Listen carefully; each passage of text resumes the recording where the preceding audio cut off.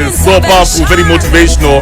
The lovely lady right here in the 254 representing Kenya. It's 104.5 Vibes Radio. Hope you're good. Kevin Kevo Badman. We are the morning vibes. Now, karibu sana kwa show, and we're inviting you to hang out with us until 10 in the AM. Kwa hivyo conversations najua zitakuwa deadly sana. You got a chance to give us a call ikifika 7:55. Phone lines will be open. Right now tunataka kuangalia nini ina happen kwa magazeti, but before that lazima tukaribishe mgeni, the one and only Mutwiri. Mgeni karibu. Ni aje Mutwiri wa NDUTHI. Happy New Year gentlemen. Happy New Year my brother. How are you? Uko fiti? Niko salama. It's been a while, eh? You know. Yeah. Nimefurahi sana mmeniita this New Year kwa sababu nifikiria mlifanya ile kitu Ahmed Nasir alifanywa na judiciary. Alaambiwa toka hapa. Toka. Na grata. Atumesema nini? Ati unasema nini? By the way, Mutwiri, the judiciary, are they in their mandate kuambia mga sati wasiingia kwa judiciary amizo kwa koti, Supreme Court, including his law firm? Wanahitaji ku grow up, unajua.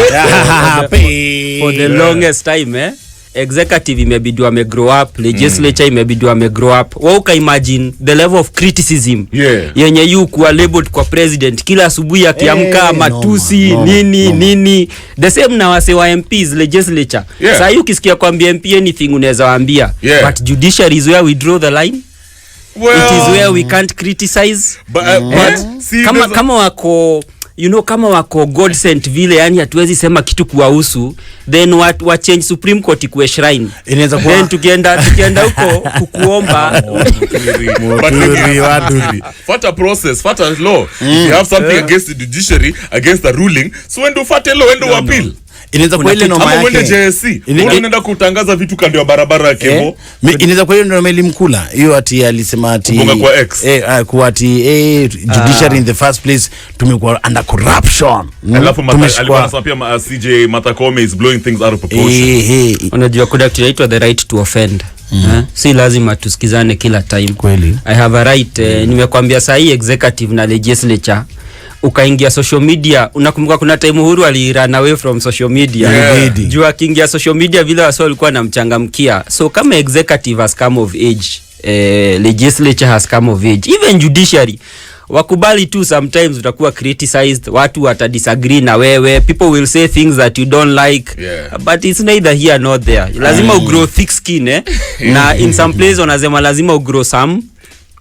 Imagine we only have today things are so bad. We only have a copy of the Standard. So Kev, you read the Standard today. How is it that you only have one newspaper in this great studio of ours? Aki watu wenyewe, you guys, hey, sawa tu. It's like we were alone in this conversation. Walai. Wanasema ni hapo kwa the Standard. But sisi now the bold newspaper manziko na story fiti hapa manze. Kev, history tumekuwa tukiongea for far too long. Gachagua blames hidden hand for Mt.Kenya troubles. Politics. Deputy President Rigathi Gachagua has claimed there is a political scheme to divide the region. He has warned local leaders to desist from being used to cause division, as they will be left alone since Mt.Kenya will never join the bandwagon. Hiyo story kwa page 4. Afana sema whoever has any political scheme to divide this region should know that the people of this region are intelligent. They can read between the lines and they understand what is happening. So my Deputy President Rigathi Gachagua, before Mutwiri would end the conversation, I feel like they're not telling him the truth. Watu wake wanamdanganya. You know what I mean? The DP is naked at this point. Now let me tell you one thing. Mimi star refer to other politicians. Mimi nitabia tu DP nini makolas wetu MVPs. And I know many VPs when they hear this story, kwanza watu wametoka huko hivyo from the mountain, they have something to say. Gachagua, the truth of the matter is kuna watu wanafeel hiyo beef yake na Maina Njenga na Ndindi Nyoro inaribu ground. Kwanza upande yake kwanza upande yake Nyasi ndo naumia. You know what I mean? Now people are losing confidence in his leadership in the sense that wanaona inaleta too much division. Alafu pia it's almost as if first of all wana label Gachagua as an outsider. You know what I mean? One guys ndo wamefanya Mt.Kenya right now looks like a laughing stock. They're not really in major national conversations. Una get the people who are saying, okay, Gachagua only inside the Ruto campaigns, but we really relate with the Ndindi Nyoro mostly, simply because na mimi nakwambia nini, and Mutiri, you know, you're from that side. I think the fact that mavijana wamekuwa isolated, mavijana wanaitwa mungiki kwa ground, hiyo kitu imechafua siasa ya Gachagua. I don't know what you have to say about that. I have two things to say about that. One ni concerning issue ya kingship, especially story ya Ndindi Nyoro, and second ni story ya venye ground inasema. Kuna kitu moja nimekuwa niki-observe, mupenda DP sana the truthful man juu ni ule msee ambia wasi ukweli. But of late nimeanza kuona, I think my advisors wake wanampoteza. Na unajua shida ya sisi wenye saa ingine tuko nje tunataka kuingia ndani, atupati opportunity ya kuwapea advice. One, lazima in my own opinion lazima deputy president psychologically atoke madhera. Unajua kuna saying wenda you can remove the village, you can remove the man from the village, but not the village, the village from the man. I think one of the things that we need to, the deputy president needs to do, he needs to come out of Nyeri and realize that if he's going to be kingpin, lazima akuwe kingpin wa the Mt.Kenya region, which includes and extends to Nakuru. Kwa sababu tukicount Mount Kenya tuna counting Nakuru as part of Mount Kenya. Because what is happening ni ati the perception out here is that he is more of a Nyeri man than a Mount Kenya man. Hiyo ni issue ya kwanza. Issue ya pili ni issue ya Ndindi Nyoro. I think Ndindi Nyoro is a good man, but Ndindi Nyoro must be careful. Asikue unajua ile kamori you grow alafu with time una castratiwa, you lose value. You know what Ndindi Nyoro must do in my opinion, the truth is there is a future in that young man, but he must be very careful. And what do I mean by very careful? Nimekuwa nikiona wase wa Muranga wakimu insight, wakimuita kingpin, wakimuita nini, na nimekuwa nikiona Ndindi Nyoro yeye aongee yamenyamaza tu, kumaanisha he is enjoying, you know, he is enjoying the ride as it comes. But you know the challenge with that is you expose yourself too early, na unaanza kupigwa too early, and therefore you might be finished. What Ndindi Nyoro needs to do, no, he should not dismiss them. What Ndindi Nyoro should do, he should become a crafty politician. You recall wakati Ruto alikuwa na vie for presidency, wasi walitaka sana apigane na Uhuru. If you recall, wasi walikuwa na muinsight na tupua mpaka tear gas kwa kanisa ili atukane Uhuru. But if there is one thing that Ruto did, hakuwa itukana Uhuru. Akiongea alikuwa anasema my brother, my best friend. So hata wasi wenye atafuta chance ya kumpiga hawapati opportunity. So what Ndindi must do, he must become crafty.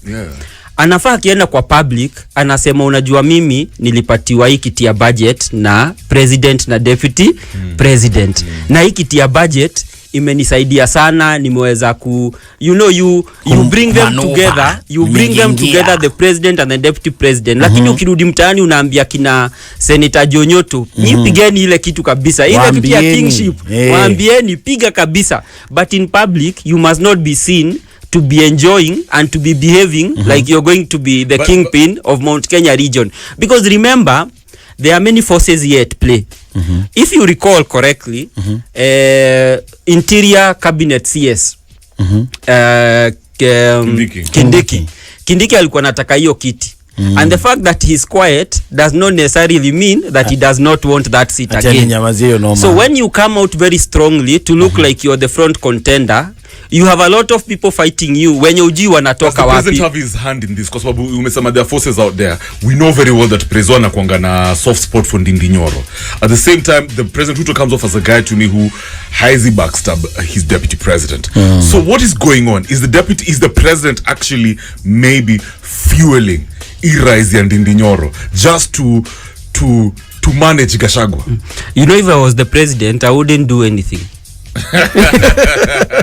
As in, I wouldn't do anything. Unawacha play out venye ita play out, because remember, let's be honest, ili Ruto akue president, he could have chosen any running mate and he would still have won. Mahali Ruto alikuwa amefika na hustler narrative, it was a movement in and by itself. Wasi walikuwa wameagree ni hustler.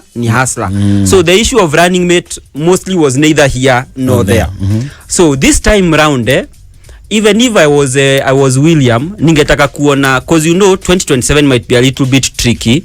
You might not be able to sell the hustler narrative.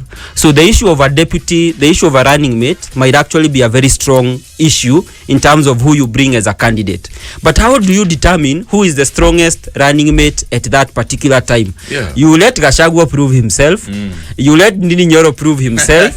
You let Kithure Kindiki prove himself. You let Mudavadi prove himself. You let hakuna unamtoka nini Mt.Kenya hakuna boss hakuna. Wait, by the way, let me ask you, Muturi.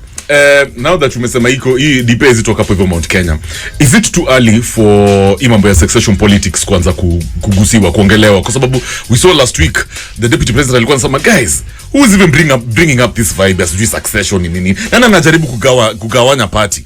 So succession politics, especially for that DP position, is it too early? Ama he should actually start preparing ground, kwa sababu maybe kuna forces zenye ziko powerful pia hazimdai. It's never too early to be great, especially when you're ambitious. It is up to the deputy president Gachagua to put his house in order and figure out what he will do with these young bulls. So long as you have young bulls in the homestead With money. with money, you cannot stop them from mounting the she goat that is around.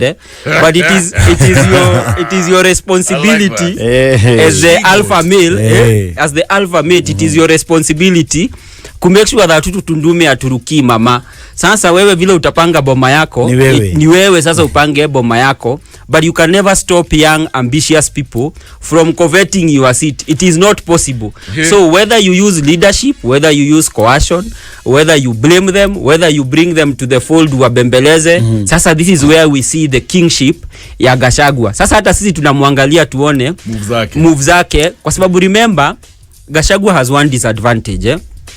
He has not proven himself to us as the people of Mount Kenya region on why he deserves. Si watu wengi wanajua Josephat, because Josephat ni kama ule Methusela wa Bible. He came and he went. The only thing we know is that huyu mmoja alishi 600 years, huyu alikaa vice presidency for I think a month or 2 weeks or wherever.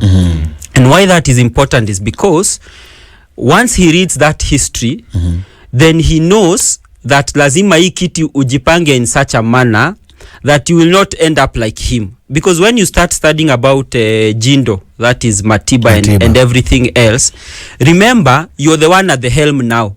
Jindo hata kupata opportunity ya kukua vice president. So wewe already uko vice president. Sasa unafaa uangalie history ikuambie, of all the vice presidents we have had, only William Ruto has made it to the presidency. And it was not easy, but let me ask. And it was not easy. Is it, just to add on that point as you continue, is it true that seat is actually cast? Kwa sababu ni kama every deputy president, aside from, Ruto is actually blessed. But every deputy president mwenye amekalia hapo, somehow inamrambanga. I'll take it back to vile umesema Karanja days, even Jaramogi. You know what I mean? So should Gachagua expect vita ingine huko noma just to test his ability, just to test his mantle, I guess? Of course, vita actually ndo inafanya press ups. hata vita ijampata, vita ijapata Gachagua sahi, hata ana deal na tule two waves tudogo, bado hajaingia deep sea apatane vita ni nini. And vita, sometimes you expect ati vita itatoka huko nje. Vita inatoka in-house. So in-house nimekuambia, so long as uko na two young bulls uko ndani, hautakosa vita. That's it cast. And I can tell you, no, it's not cast. It depends on who is sitting on it. It depends on who is sitting on it. Na venye naona Rigiji anaendelea, unfortunately, he must really work very hard atoke Mount Kenya, tutoe hiyo psychology kwamba yeye ni mtu wa Madera, ni mtu wa Nyeri. He needs to work really hard ili mtu mwenye ako Kiambu kama mimi nianze kumuona. Actually you recall Uhuru amekuwa president for 10 years. If you go to Kiambu County, one of the things you will discover is that the people of Kiambu almost never saw their president. And yet he came from Kiambu. The only thing that he used to do ni kwamba unapata Kiambu County inapatiwa, zile county zingine zikipatiwa municipality chache, unapata Kiambu iko na 7 municipalities. Now every municipality comes with a budget. Unapata kidogo kidogo anawatupia hosi. You do some little things to your people, they appreciate. But it really developed the road network in Central. No, that's why I'm saying, you see there is a difference between setting the development agenda and being seen every day in Madeira. That's true. So people start perceiving you as the Madeira kingpin. And now remember, what Rigiji also needs to do, he needs to get a team that is outside Madeira. He needs to get personal assistants who actually understand that he has a national agenda. Absolutely. But when you go to a deputy president level with a Madeira mindset, then you attract a lot of fights which are unnecessary. All right, so I don't want us to dwell too much on that story as central, but I think Umegusia, you've laid out some serious points. There's another big story that is being talked about. Actually, is trending. 20,000 ghost workers found in government payroll as PSC unmasks departments with excess staff. Now, the Public Service Commission has unmasked close to 20,000 ghost workers on the government payroll. Report by the commission has flagged what is seemingly a bloated public service that is draining public coffers. Now, in the annual report covering 2022-2023 financial year, PSC established that there were 19,467 additional employees in different government agencies and departments against the approved staffing levels. State House pia nilikuwa nachekiwa kuna magays. I think 500 and something people, ghost workers. Yeah.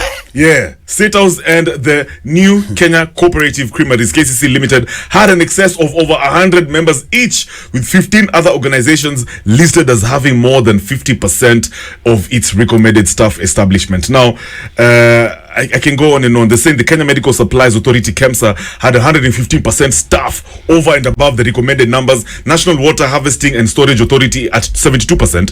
State Department for Devolution at 61%. State Department for Higher Education and Research at 69%. And the State Department for Immigration and Citizen Services at 59%. MTURI, our wage bill is going through the roof. Serikali, nakumbuka, when the president was checking in, he said he will do everything necessary to observe austerity measures. Mambo over expenditure, excesses, government excesses, let me just put it like that. What is going on at a State House, Buddha?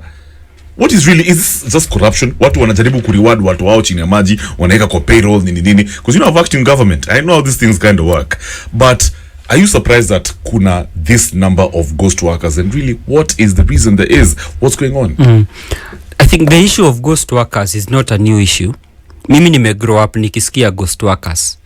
In fact, sahi msanii mtop anafatwa wimbo ya some ghost workers in Kenya kwa sababu it's been an issue, yani, na inaanzanga na kanjo. Ukisikia ghost worker mostly inaanzanga na kanjo.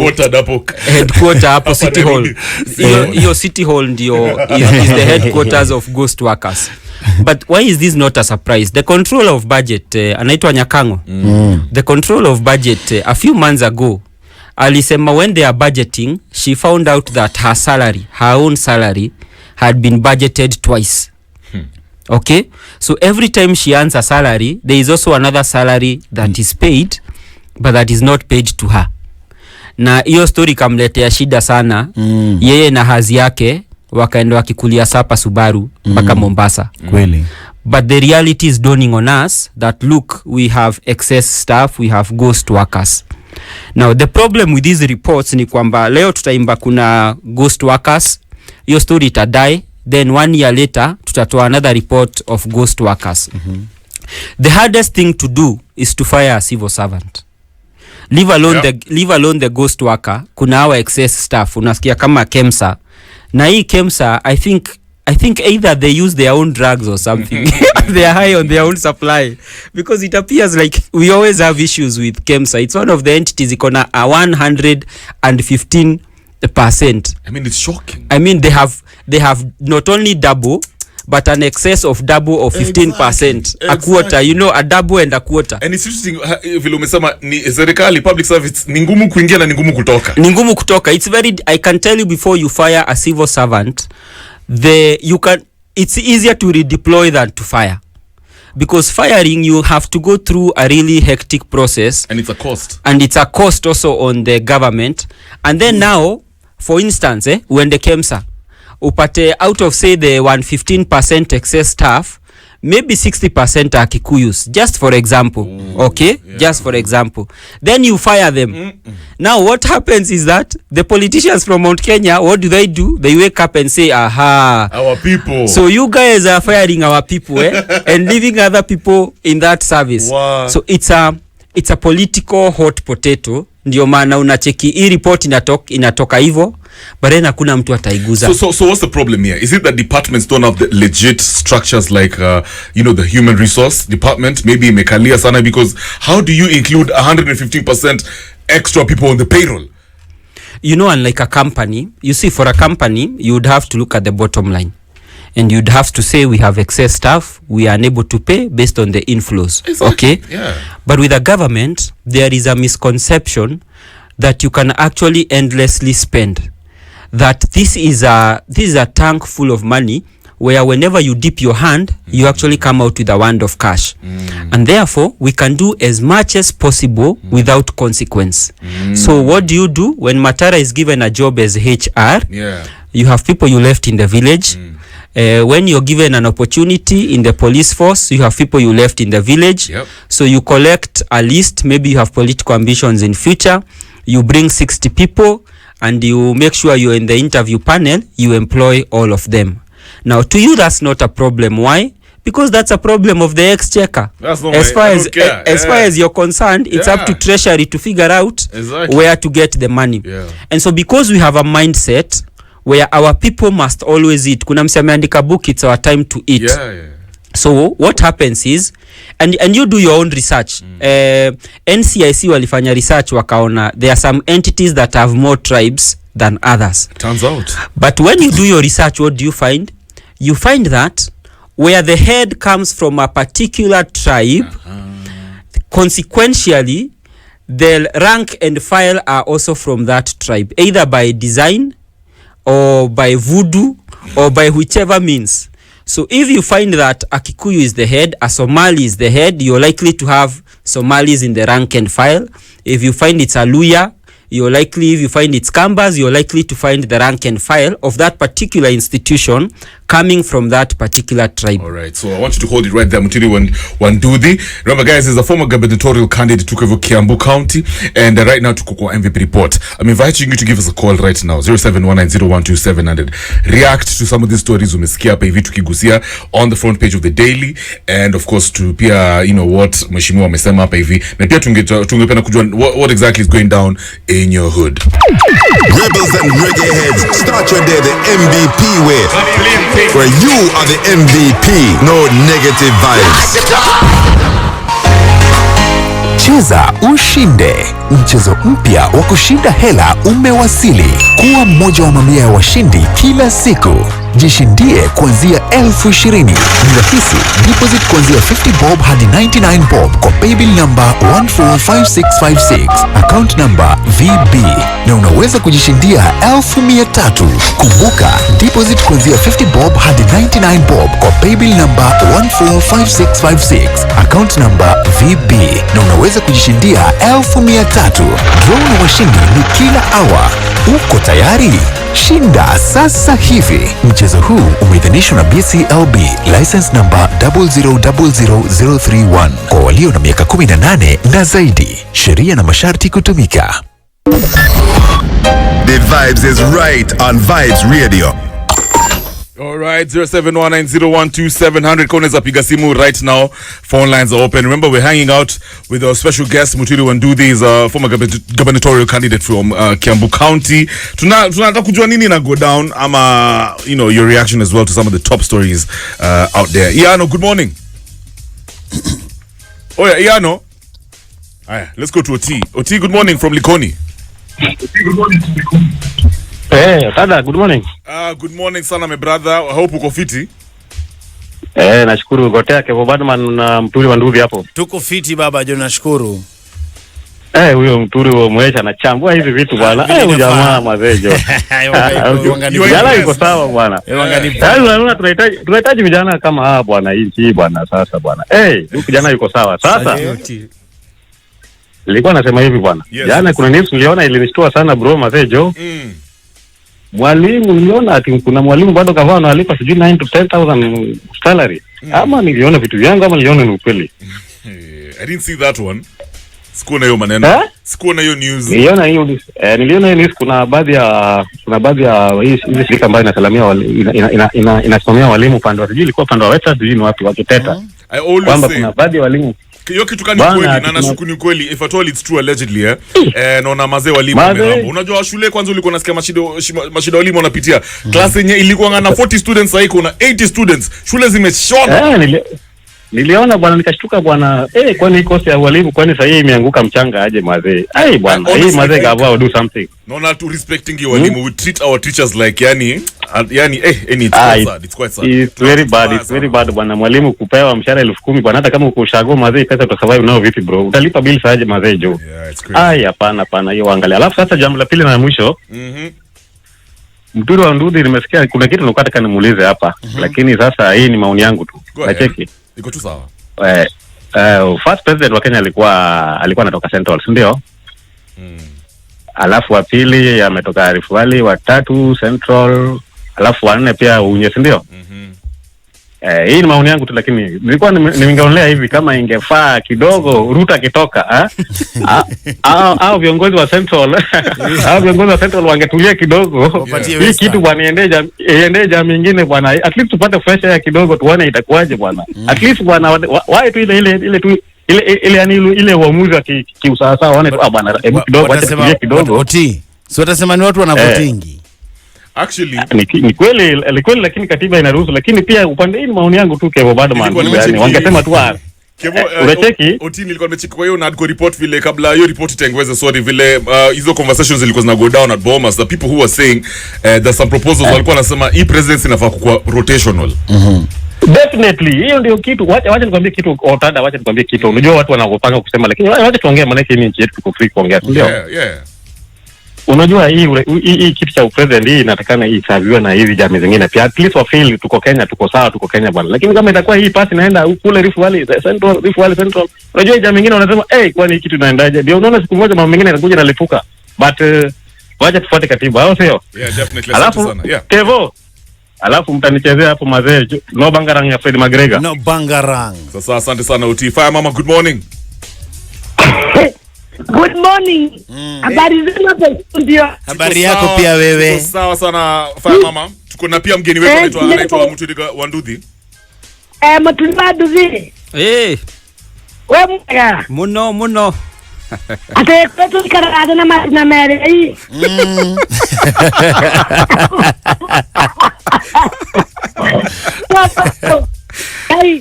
Mambo ni mazuri. Mturi kwanza nikupongeze. Asante. Nikiangalia vile unaongea na nikiangalia wako, yani wewe akili yako imezeeka kuliko wewe. Anaitwa Old Soul. Niko sawa. Asante sana. Ungepata vijana kama wewe iko sawa. Sasa ati nani walipeana anti-ethnic amesema sijui nani alikuwa nyuma yangu. Unajua president wetu Ruto alikuwa ameenda huko hivyo kwa swearing in ceremony ya Chekedi, wewe ni president wa Congo, na pia Uhuru alikuwa huko kama watu wa peacekeeping mission. Watu hizi conversations za peace. Sasa kulikuwa na handshake kati ya Ruto na Uhuru. Lakini kuna watu walikuwa wanasema hapana, hiyo handshake ni fake. Wewe mfanya mama nikuulize. Unajua hata nikwambie Bobo. Japani wasalimiane. Hata nikwambie. Ukira na kipofu usimshike mkono. Maana atajua ni vita. Yes. Kura upande, kando. Jesus Christ. Fire mama, umeenda tu hivyo. Call me back Fire mama. Vibe, good morning. Good morning, our local energy provider. Kolo, umelost sana. How is Eldoret? Eldoret, we good, we there. Kuna watu walikuwa wanashangaa kwani Kolo ameenda wapi? It's good to have you back. Hapana, mimi kuanga niko best. Kwanza mkaje Matara. Tuko fit hapa hivi na bro wako Badman. Bana alongside Badman, bana na appreciate. Bana mtulete frequency jo bana tafadhali. Trust me, tunaenda kuisort out very soon. Bana sort out alafu kwenye morning report. Bana mimi nasema tu watu wa respect men. Hata women wanasikia respect men. Man. My man. Yani Mendo Kings na hata kumalizia umeona men ndio hata uzikanga watu na men wengine and respect men. Alright, asante sana Kulo. Short and sharp, amesema men have to be respected. Alright, it's too early for that. No, it came from hey Gola kuna mtu amekashia. Hello, good morning. Good morning once again Kevo. Karibu sana Charlo. Talk to us. Hey mazee, nimeona Mamoto Boy Siri. Gachagua ni mtoto wa Karume. Umesikia propaganda. Those are some of the rumors watu andika kwa social media na kwa ground. Mimi kwa social media nasikianga tu vibes. Sasa nimesikia kwako. Anyway, allegedly, I'm just speculating. Anyway, report. Mazee ananiambia kwanza Gituri mazee is a good man, you will see heaven. The way and explain hizo vitu and we don't need even to ask questions, tuna follow up. That's right. Then I have a report definitely hapa ferry, kuna unyali tuletenga 2 ferries za kubeba abiria. So unapata hizi ferries zimeweka kwa dock. Hao majamaa wenye wako hapo hivyo ama supervisor wanaweka mazema ndai, alafu analeta hizi ferries zingine ziko naked, ziko open, ndio wanaweka abiria na kuna rain mazee. Sasa unashinda wao jamaa, are they inhuman? They just don't respect humans, bro. Yeah, sasa kama kuna management hapo hivyo ferry mazee, they should check on that thing mazee. Unapata tumeleta ferry mazee iko naked na kuna rain, alafu ferry nyingine iko covered vizuri kubeba abiria, inabeba mandai ni inangoa. Yeah, that's crazy mazee. That's crazy. So this stuff imekuwa happen for some time, huh? It has been happening all along mazee. Na sasa nashinda kuna management hapo hivyo, kuna route aliletwa hapo hivyo, unajua siku hizi Kenya Ferry imejoin na Kenya Port. There's something Badman alisema about 2 weeks ago, vile sisi wa Afrika tunakuanga na nature being complacent. Si tunakubalingi tu matokeo, we accept our adversity like it's normal. Labda sasa watu tu management wanaona raia hakuna kitu wana complain, wamezoea, nothing will happen. Hakuna. So they should check on that, the person responsible ama mpush. Unajua nyinyi kuna day sio walikuwa naibu hapo hivyo nikawa nakuambia mkapush wale sio katolewanga. Exactly. So that is another issue ambayo iko cunning. That's right. Interesting. So, asante sana for that update. Thank you so much. That is Charlo all the way from Likoni. You know what, Muturi, you said people are calling you a Rasta hata kama hauna dread. You don't have to be a Rasta. Yeah, you don't have to have dreads for you to be a Rasta. So I'm going to hook you up with that one. Morgan Heritage. I love in the next hour we're going to wrap up this conversation. Right now I can see it's 7:57. A very good morning. It's a brand new week right here on #MorningVibes. This is the Modern Vibes on Vibes Radio. Nobody has to know. Wow. Sweet reggae vibes on a Monday morning. Of course, you're listening to Morning Vibes. Kevin Badman, still out here hanging out with our brother MTURI NDUTHI. He's a former gubernatorial candidate kutoka Kiambu. Now remember, you can follow this conversation live on www.vibesradio.co.ke. Alafu pia unaweza tupata on channel 172 right there on KTM BTV on Star Times. Now before we get back into this conversation raka as we wrap it up, it's all about Tazamo Tuesday. Yes. Mazeni kuna kakiru mazeni, lazima tupigie watu kakiru. Tazama utuzwe, ndio ile game sasa inaendelea manze. All you got to do ni simple sana, ingia kwa simu yako hapo, chukua ka nambari, piga kwa pay bill, weka 145656 na kwa account weka namba yako. Ndio kwa rahisi mazee kupata. Na just remember, after every hour watu wanapiga simu mazee, people are winning this money. Na ni simple, all you got to do ni kucheza with as little as 50 bob and stand a chance to win 20k to 300,000. All you got to do mazee ni hivyo, nakwambia ni simple. Ingia kwa paybill, weka namba yako hapo 145656, alafu kwa account weka namba yako mazee. All that you got to do mazee, na hii do inakuwa ni yako. Tazama utuzwe. That's right. Now Muturi, let's maliza like this. Jana juzi nilikuwa na checking. Apparently State House is saying they're renovating that building for 795 million Kenya shillings. That's how much it will take to step up State House. Now there are people who are saying yeah, State House mazena kanga old school 117 years kiasi, but kuna watu wanasema mwenyewe ni punk, alizaliwa State House maze, eating everything on a silver platter. Ye mwenyewe hakuwa na shida nayo. So what is a hustler like Ruto so concerned about this status? No, Kev, you know, even if you reason, even in the Constitution, status is like a heritage site. It's like one of those sites where that should be protected. Sasa, Ruto, our president, my president, what do you think has necessitated this urge to go and renovate, to go and service status for that amount of money? Unajua pesa mana, mimi naona tungetumia kufanya vitu mob sana. You know, like building classes, I don't know. What's going on, bro? history kadogo tu ka State House you know it used to be the governor's mansion. Ndio maana unaona hapo kuna so the way the State House from the Queen is built ni kwamba uko na State House hapo, uko na Procession Way, then next opposite ndio Archbishop anaishi. This time ni Archbishop wa Anglican, by the way anaishi so opposite State House. It's actually true. Then Procession Way sasa ilikuwa mna process mkienda All Saints Cathedral. Nipo wasi wa kwenda ka history kadogo. So that history tells you how old that building is. And the truth is hakuna kitu irritating kama siku moja kwa mkia breaking news ati stone falls on president while he sleeps. You actually think it's that weak at this point? Nadhani imekuwa soft. So I think they are not bringing it down. They are renovating it. Okay. I've seen the figures go all the way up to 1B. I don't know whether that's true or not, but I wouldn't be surprised. I'm not a quantity surveyor. But even the figures that they're giving us, 795, isn't that a lot? Yeah, you know, when you mention it, it's a lot. When you mention 790 million, it's sio kitu kidogo. But I'm sure if we were to look at the big cues, maybe there are security issues going on there. Because it's not, I believe it's not just the structure, but this is the challenge I've always said with this government. They don't communicate well to their people. Yeah. They leave people to speculate. People spread all manner of rumors and innuendos. It's their own failing. You know, if you fail to communicate with your citizenry, then they are bound to come up with all manner of fable fairy tales, and really you can't blame them. Yeah. So I think yes, the buildings, because it's not just State House Nairobi, it's across the country. I believe they are up for, because I had seen even in the previous government they had budgeted for it, but they somehow decided to do it in this sitting guy. As to whether Uhuru used to live there when he was young or not, hata wewe kama ile nyumba uli grow up, you know, once in a while you go back and do some touch up. It might not cost you $1 billion, but at least it's always good to have a change. You know how many approximately. I mean, the president is a temporary occupant. In fact, send places instead of using that money, because I think that money is a lot. Unless enda ishi kwa status Nakuru ama Eldoret ama Mombasa ama Kisumu. Maybe pieces zinataka kufanywa renovation. Actually zinafanywa hizo zote zinafanywa. It's factored in that budget.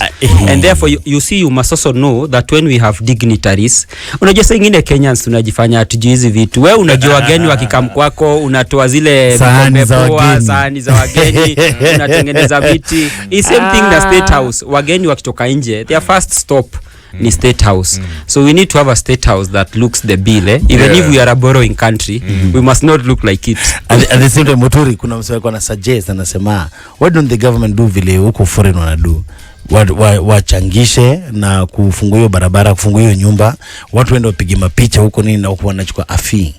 At least ndio watajenga hapo watu juu 702 is approximately $1 billion ya kufanya renovation hiyo nyumba ambayo watawakaangi. Alafu wanasema hiyo do imetosha kujenga zaidi ya classes zinaweza host zaidi ya watu 50k manze.